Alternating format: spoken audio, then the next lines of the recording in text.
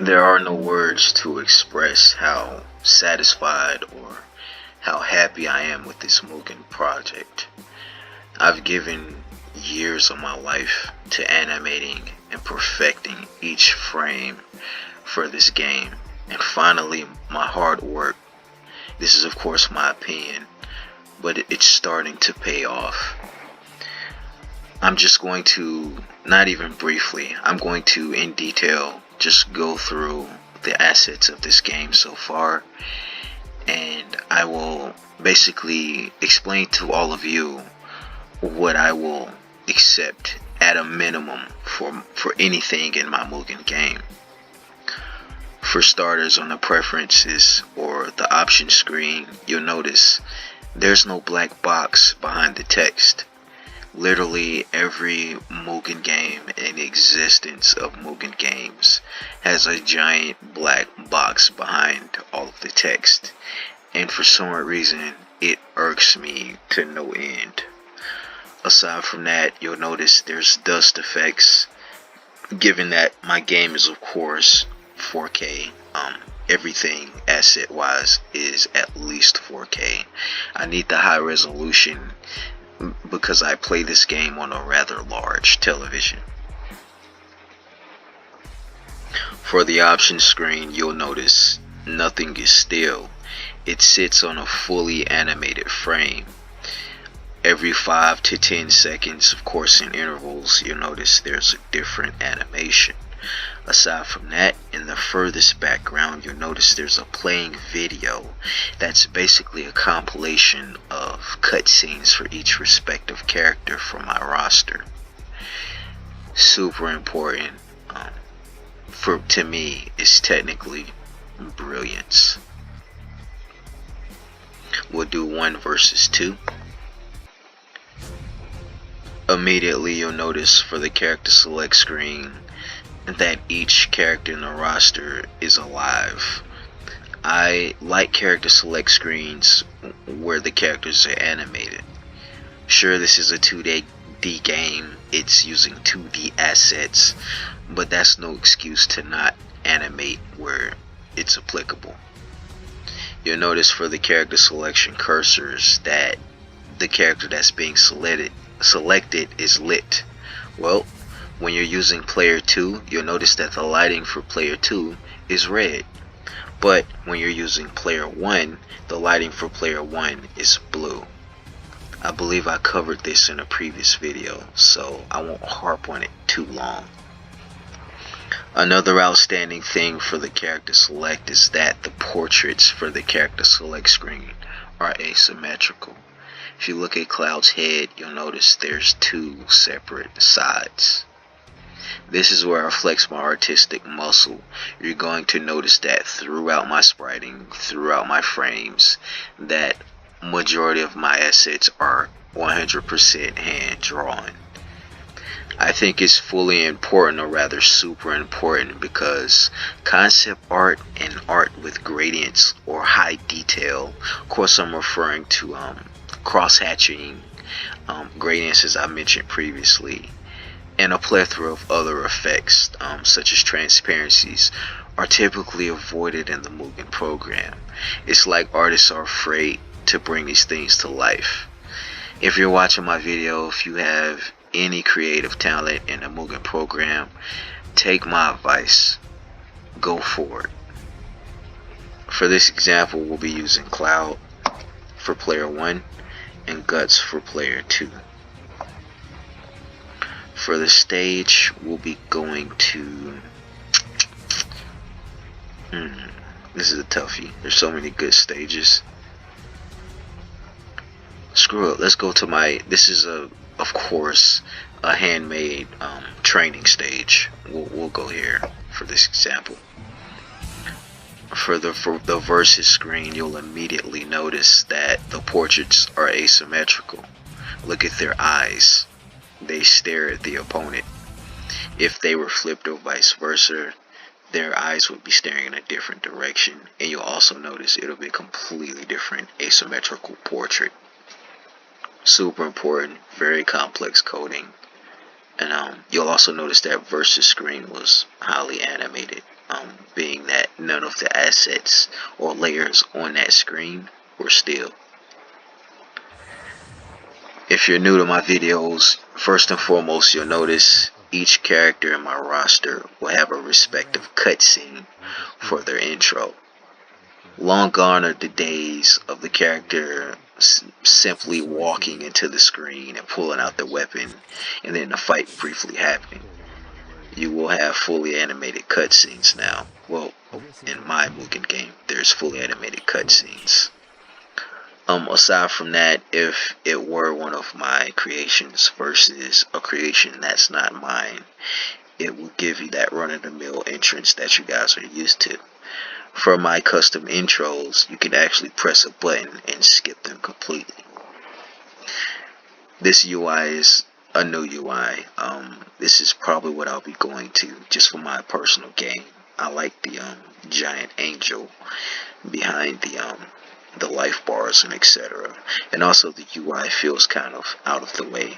I hate super crazy fancy UIs that take up most of the screen. I just find them bothersome, and it takes away the enjoyment of the stage. Of course, that is personal opinion. Busy UIs are a no-go for me. I'm sure a lot of you guys don't mind it. Let's hit F4 here. I'm gonna skip that. That's just me giving you an example of being able to completely skip the intro cutscenes. You'll notice for Guts, if you listen, you can hear every sound, every flutter of his cape, every step, every clank his armor makes when he's moving. And for Cloud, if you listen closely, you can hear every footstep. Hopefully the volume's loud enough. Just brilliance, in my opinion. I think fighters should focus on more on, I guess, balancing the sound effects, because the sounds is one of the elements of giving you a feeling of immersion when playing, in my opinion. Aside from that, you'll notice I'm simply tapping over. When I let go of over, there's a very minute, small animation giving I call it a tween, but giving an indication that the character is stopping. I think that's very important. That's something that most games don't utilize, given that I guess it's high level animation. But I don't know, just a little tidbit I wanted to point out. Aside from that, my characters have the ability to crouch. A lot of you guys are like, wow, big whoop, who cares? Well, aside from the ability to crouch, my characters also have head tracking, which is basically following the opponent. I'm going to tap F4 so I can have fresh time. Probably should put that time limit on infinite. But as you can see, each of my characters have the ability to head track. It's basically where the character's face or head is always facing the opponent. See Guts' head moving up and down. See Cloud, he's looking up at Guts. And same applies when both characters are crouching. You'll notice they track each other. Very complex, very important programming, in my opinion. And also it's something that's not utilized in 2D fighters. I am, in fact, a pioneer of this program. Speaking of pioneering and or utilizing programming that most people avoid, you'll notice that first and foremost, my characters are 100% asymmetrical. Yeah, so asymmetrical character, especially in 2D programming, basically means there's two sides to the character, and this isn't only applicable to the character's standing frames. It's not one or two moves. Literally every move in my repertoire for each of my characters has an asymmetrical side. Very important to me to have this asymmetrical aspect. I won't harp on it too long, given that I've covered it already in a recent video or previous video. I'll just move forward. Aside from that, I sit on the Z-axis. Z-axis, excuse me, I have to burp. Sitting on a Z-axis basically gives you a I guess, a better way to avoid projectiles. I love the Z-axis considering it's something that's mostly used in beat 'em up games, and I for the life of me don't understand why it hasn't converted over into 2D fighters yet. Super important programming in my opinion. Not only does the Z-axis give you the impression that the opponent is there, given that when you hold forward next to the character, you simply stop in front of them. But if you're not in front of the character and you hold forward, you'll simply just walk by. I think that's super important. I don't know what that jitter was. I think that's super important to be able to pass the character in this way too. It's a lot of the things that I'm focusing on with my Mugen game is really immersion. Besides, my assets being ridiculously HD. Okay, I've harped on the asymmetrical aspect, the head tracking. My characters are littered with different abilities, that ranging from the dashes to the running to the ability to super jump to even the regular jumps having completely separate animations. Super important for me. I think the more you load the character with means the more that the player has to adapt to and learn. And I don't know, when you truly master a character, you should feel like you're mastering the character. I apologize, I keep having to hit F4 every 100 seconds. It's because the time limit is on. I'll put forth the effort to turn that time limit off next time. Okay, 100% asymmetrical, loaded with abilities. I think that's the most important thing. If you look closely at my cloud, you'll notice he has gradients everywhere. Most 2D spiders avoid gradients. The only reason 2D spiders avoid gradients is because they don't know how to properly layer their characters. You can layer your character infinitely, which avoids you being limited to a set palette. If you're a creator, if you're an artist, you know exactly what I'm talking about. For the rest of you guys who don't really draw and stuff, just nod your head. Yeah, we'll move forward. Okay. What else? My combo linkage. Each of my combos are fine-tuned, which means it's hairpin.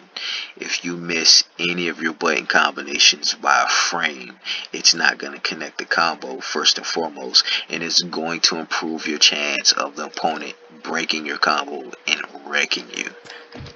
As you can see, everything is linked, and it's not just restricted to the kicks or whatever. You can link the kicks to the punches, just like in Marvel vs. Capcom 2, and etc. Aside from that,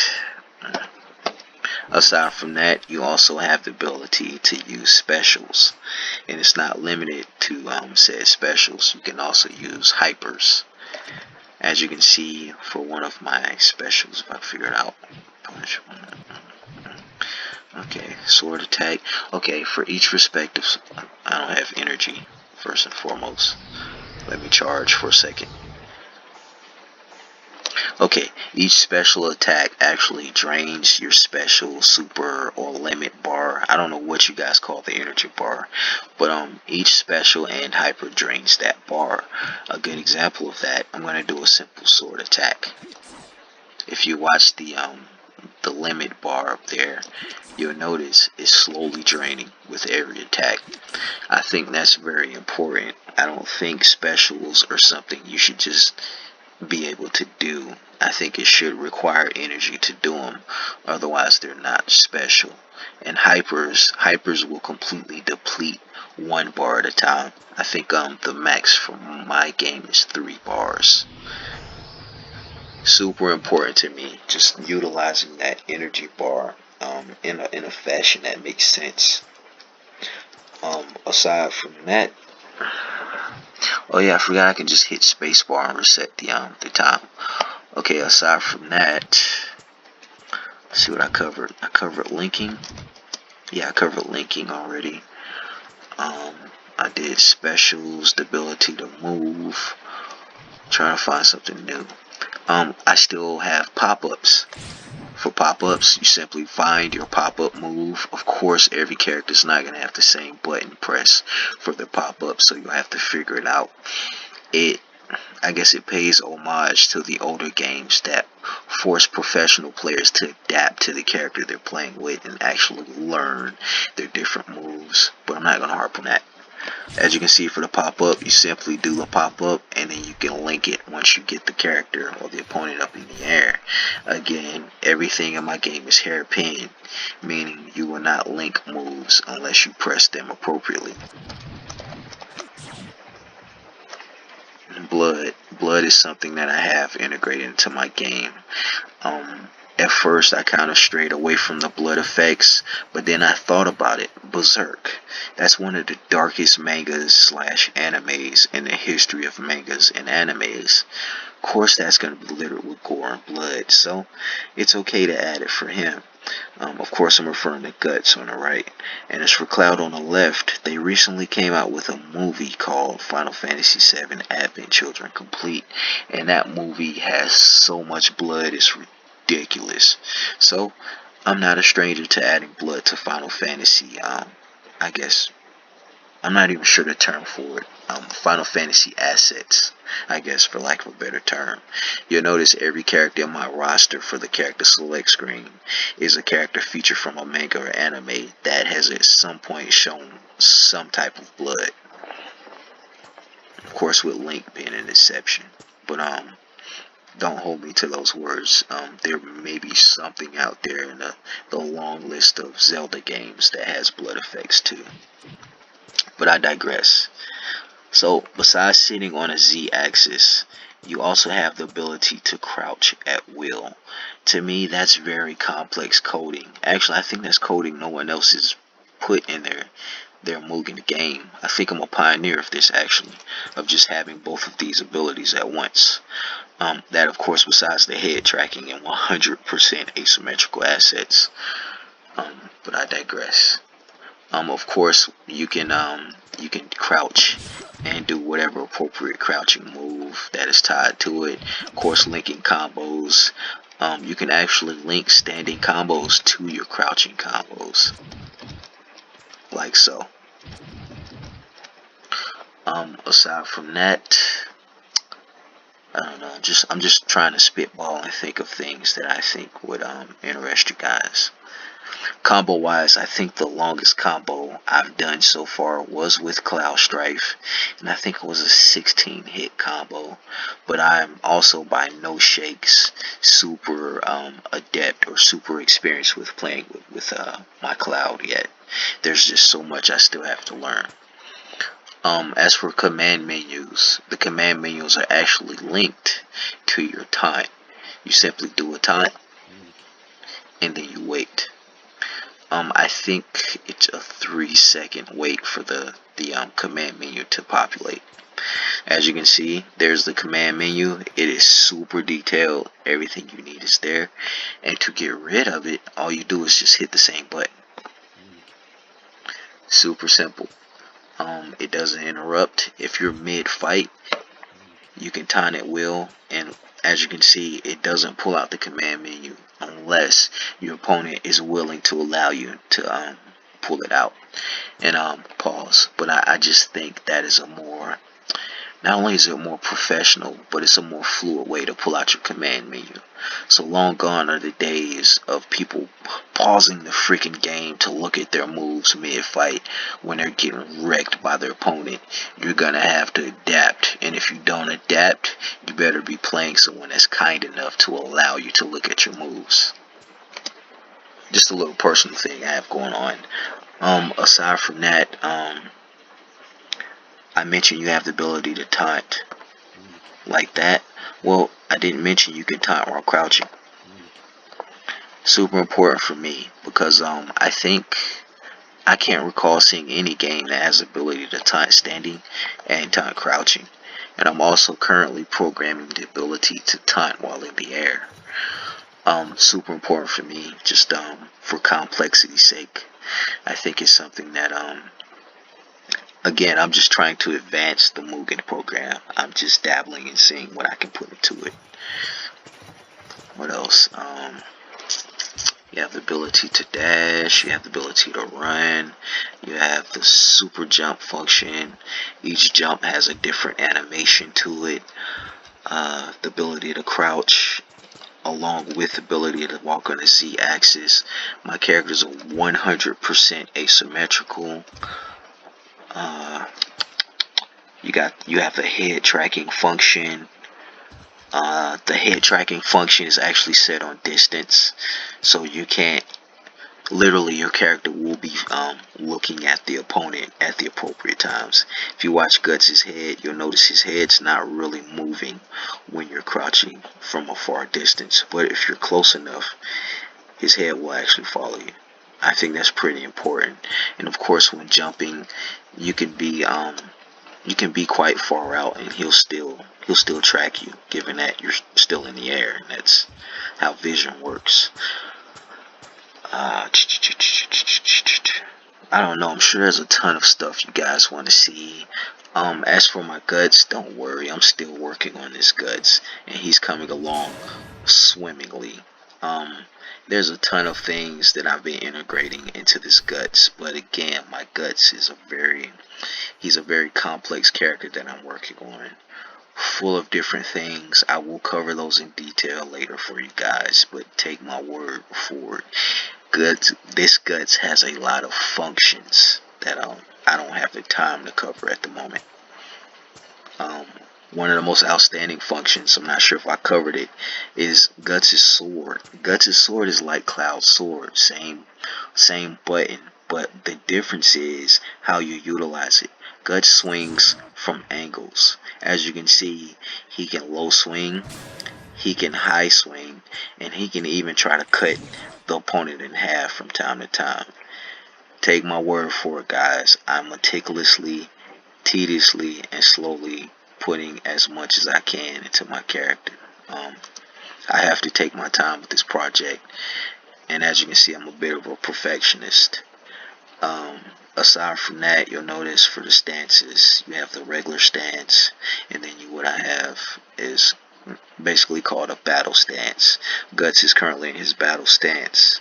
The awesome thing about Guts' battle stance is this is the stance he only goes into after he attacks. Very important. My Cloud also has his own personal battle stance. As you can see, just a little tidbit I add into all of my characters. It's just, again, more complexity for complexity's sake, and it's another thing that I think pushes the MUGEN program. I think I've covered most of the things that I wanted to cover so far. I'll make a part 2 from, I guess, the technicals of my MUGEN program for you guys later. For those of you who are interested, of course. Just keep in mind that animating these characters in general requires a lot of tedium. It's very stressful. It's a lot of hard work, and I'm juggling this with my life. I work for, not to tell my business, but I work for the government, and I work a lot, so I have to literally force myself to sit down and produce for these projects. So for you guys out there who appreciate it, I'm glad I could entertain you guys. For you guys who are new to this project, I'm glad you're following me now, and I'll keep trying my best to produce stuff and entertain you guys in the future. Oh, and for my fam back home, what up, famo? Deuces.